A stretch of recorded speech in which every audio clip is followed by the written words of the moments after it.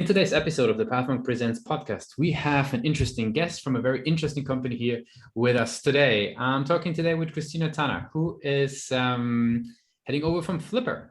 So if you probably have heard about Flippa, if you've been lurking into, buying businesses, buying websites, and all of that sorts online, so Flippa's been, I should say, an OG in that space. So today we're going to be, learning what Flippa is all about, and also how Christina is thinking about growth. She heads up brand and community, and since community-led growth has been also quite interesting part of the podcast recently, we're curious to hear more. So Christina, welcome to the show. Thank you very much for having me, Lucas. Awesome. Yeah, give us that 360 overview. What is Flippa all about? Flippa is a marketplace. It's a platform that connects the buyers and the sellers of online businesses.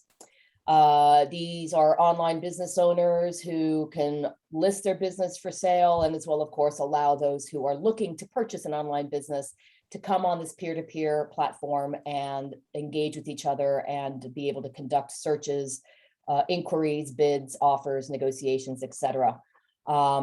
The platform supports all kinds of online businesses, whether they be websites or e-commerce stores such as Shopify or Amazon, apps, social media accounts, Substack newsletters, and pretty much most other online businesses or digital businesses that you could think of. So basically, if it has a URL, it could be traded on Flippa. Very cool. And who would be the types of people that actually, go to Flippa and buy it?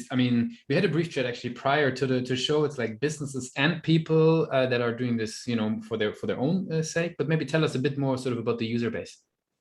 Well, the user base is very wide and varied. So it goes from business owners and individuals all the way through to serial entrepreneurs. So we work with customers who might be just starting on their path to entrepreneurship, those who might have a few under their belt and are continuing to buy and sell a business. Sometimes we have a lot of users who started out their journey onto entrepreneurship by buying a property on Flippa, and then they build and nurture it, and 2 or 3 years later, they sell it on Flippa. And there are those who just buy and hold and continue to nurture and build out their businesses. And there are those aggregators and institutional buyers who are looking to Flippa for leveling up their own portfolio and investments. Okay, makes a whole lot of sense. Maybe tell me a little bit about how do people hear about Flippa? Like, what's their journey, in order to get to know Flippa, in order to get started? Like, maybe tell us a bit about sort of the channels that people, come in contact with Flippa. Well, we've been around since 2009. So there's a large percentage of our user base that are actual repeat buyers and sellers. It's circa 40% of both buyers and sellers have been on the platform in the previous years. So that lends itself to repeat business. On the other percentages, it's word of mouth. Obviously, we do a lot of partnerships. We have an affiliate platform as well, where visibility to what Flippa offers is promoted through them. We do paid search, and there's a lot of brand building that is also a big engine of what we're trying to do and accomplish in getting the word out for Flippa, whether it be PR, media, own channels. That the partnerships are also a big instrumental part of that. Makes sense. Obviously the website or the platform is an integral part of what you guys are doing. Like, how do you sort of, from your lens of brand and community, how do you think about the website? Like, where do you see its sort of major strength? Where do you see sort of its room for improvement? How do you sort of look at the platform? A couple of things. One of I think the biggest strengths of the business is because of our longevity in this marketplace, having been the original marketplace for buying and selling businesses, we have collected millions of data points on different asset types, different price variations, different ages of a business, whether they're revenue generating, etc. So we collect all this data and are able to spin it through what we call our intelligent valuations engine. And it sits on a very rich repository of this data from years of our traders. And all these insights go into this algorithm. And we use 5 different machine learning models that takes into account every single sale and attribute of a sold asset on Flippa. And from that, we're able to really put a pretty real-time and accurate range of valuing an asset. That's pretty unique and compelling.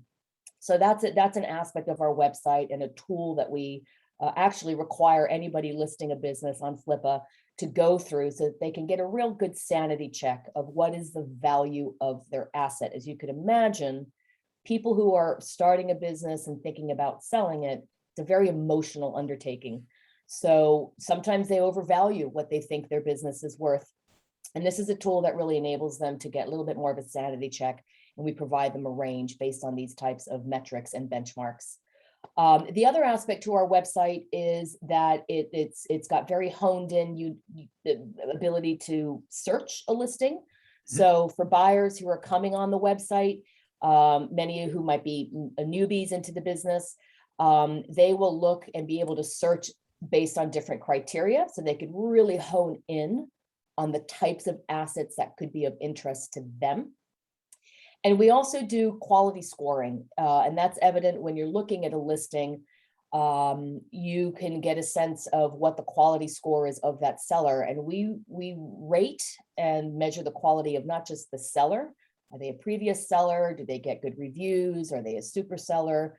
What's their history?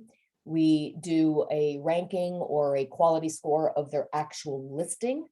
Was the listing well written? Is it well presented? Does it give the right information for the buyer? And we also then do a quality score of the asset, which is based on the algorithm that I mentioned before. So buyers get a really good, unique sense of what it is that they're looking at in terms of a potential purchase. So the website is really geared towards usability for both the buyer and the seller to bring as much transparent information and clarity to what is being offered on the platform. Yeah, makes a whole lot of sense. Like we talk a little bit about conversions from the website a little bit. And I'm just curious to ask, because obviously a marketplace had its very own dynamics. Like, does conversion optimization play a role in a marketplace website like yours? Like, is it something that you guys are looking at, or is, you know, the overarching dynamic of buying the businesses the way, you know, bigger driver, let's say, rather than looking at conversion points?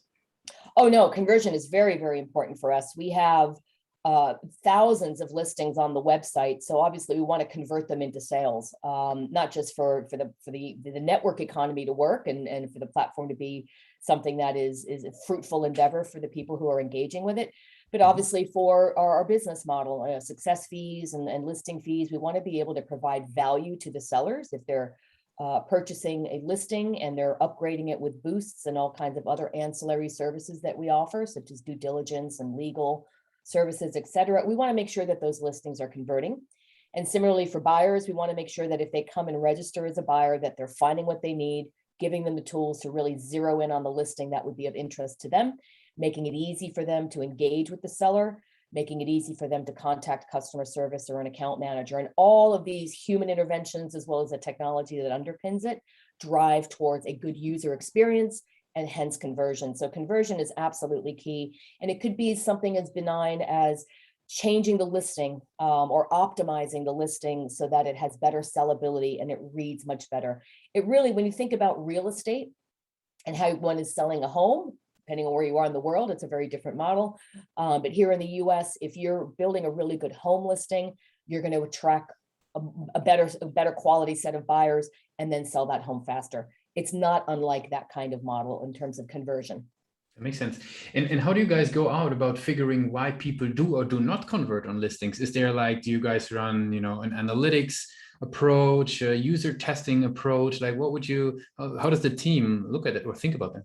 Yes, there is constant testing happening on the tech team. We do a lot of A/B testing when we're introducing a new feature. We have a series or a subset of advisors that we turn to, of very engaged users. We do focus groups with them. We then go out and deploy an A/B test for certain features. And we do iterative testing. So we do one feature at a time to make sure that there isn't a confusion or a conflation of what attribute might be driving a conversion. And we're constantly polling and net promote scoring our audience, our buyers and our sellers to get that feedback. It's a constant feedback loop to make sure that we're listening to them. And this is where the community part comes in as well, that there's no doubt that the community is a key part of building brand loyalty, of course, awareness, but it's the loyalty and the overall success of the brand. If we're able to engage with our community, especially the super sellers and the higher value branded buyers, it leads to improved feedback loops, product suggestions, recommendations, even the criticism that we take on board to continuously enhance what it is that we're offering. So community is a very key part of this conversion piece. Very cool. Maybe let's switch gears slightly. It's something that has been coming up recently, and if it hasn't been top of mind for you personally or in your role, feel free to let us know and we move on. The cookieless future, right? Like cookies are going to be gone. Third-party cooking. You mentioned you guys are doing ads and potentially even some retargeting. Is that something, like we're trying to see, marketers exchanging insights and strategies? Is that something that at Flippa is being talked about already? Well, we're aware of it. And clearly from our paid channel perspective, it's a factor of those efforts. But again, that's where I think the thumb on the scale of what a marketer can do and the tools and tricks that a marketer has up their sleeve is to be able to recalibrate to these types of third-party innovations or changes that you have no control over. So being able to build out a very clear brand and a very strong community strategy helps mitigate the risks or the headwinds that you face as a marketer for these types of changes out in the search land or other technology landscapes. So we think about it in terms of if we're less reliant on these externalities and we focus on community and we focus on brand reputation, things like our marketplace integrity, building a website and a platform that is designed for safety, that word of mouth and that integrity is what will carry the brand forward. And we're less reliant on these types of changes in search or cookie land. Yep, makes a whole lot of sense. Let's switch gears one more time and learn a little bit about you, Christina.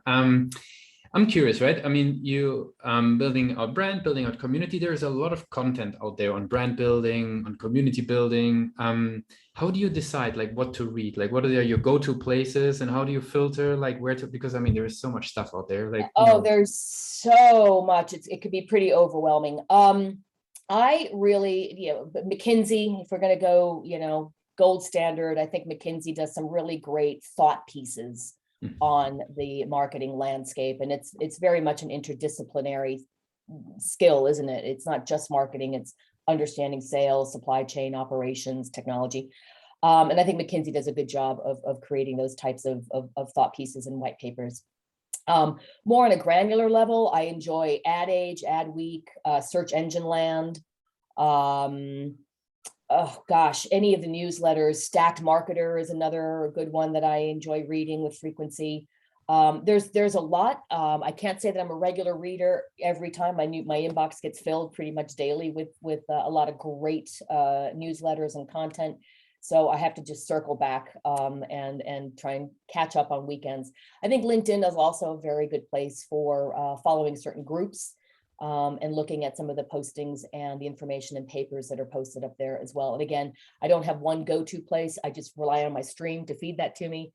But I do think LinkedIn is a terrific, terrific resource for marketers. Very cool. I want to wrap it up with some rapid fire questions. Are you ready for those? Oh gosh, here we go. What's the last book you read?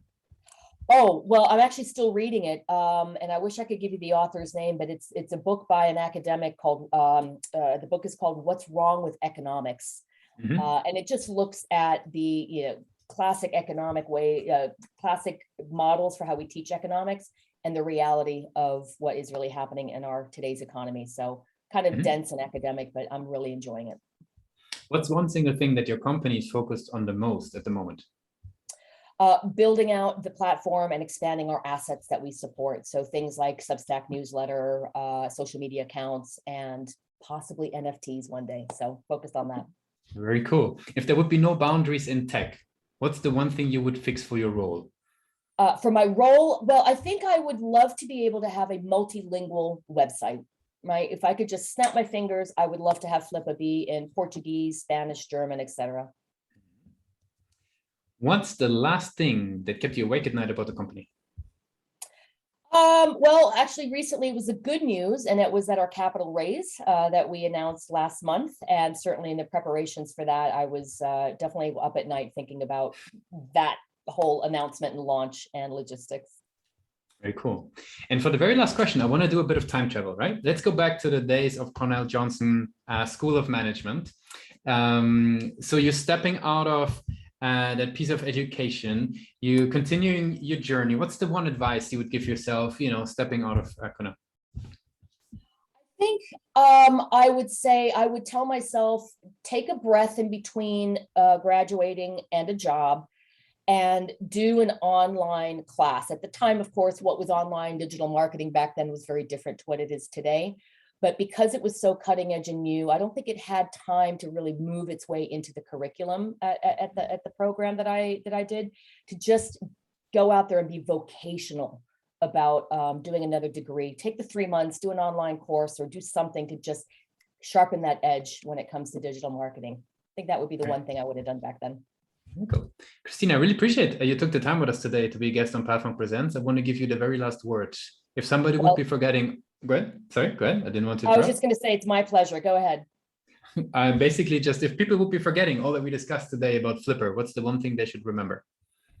That Flippa is very mission driven in everything that we do. We want to create a frictionless path for entry and exit into entrepreneurship. Thanks a lot for being a guest on Platform Presents, Christina. Thank you very much for having me, Lucas. I've enjoyed it. Thank you.